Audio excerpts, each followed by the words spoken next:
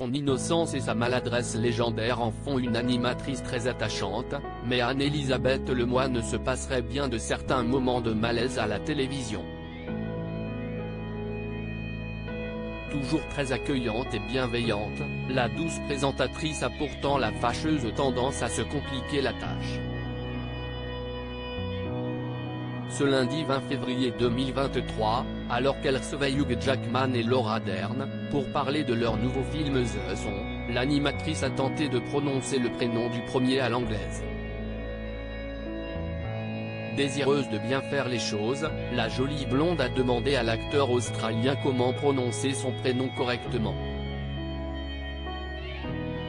Après plusieurs tentatives infructueuses, ce dernier lui a finalement recommandé de le prononcer à la française. Hugh, si est-ce parfait, a-t-il lâché dans un français irréprochable. Une indication qui a beaucoup étonné l'animatrice. On dit Hugh, ça déglamourise un peu Hugh. A-t-elle prévenu? Mais loin d'être choqué, le célèbre interprète de Wolverine trouve même que la prononciation française est meilleure que l'anglaise. Au contraire, je trouve ça très classe, a-t-il assuré. Une prononciation pas si évidente.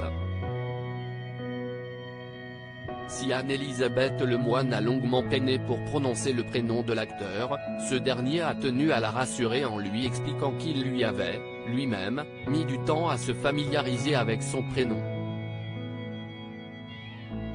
Je n'arrivais jamais à prononcer mon propre nom quand j'étais gamin. Hugh est un drôle de nom à prononcer, surtout pour les Français, a précisé l'acteur.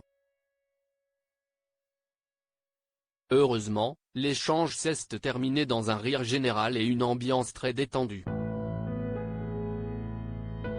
Au passage, Anne-Elisabeth Lemoine a néanmoins dû se présenter car les deux acteurs de renom n'avaient aucune idée de qui elle pouvait bien être. En revanche, chacun d'eux a parfaitement reconnu le grand Pierre Lescure, chroniqueur de l'émission mais aussi et surtout célèbre président du Festival de Cannes durant 8 longues années, de 2014 à 2022.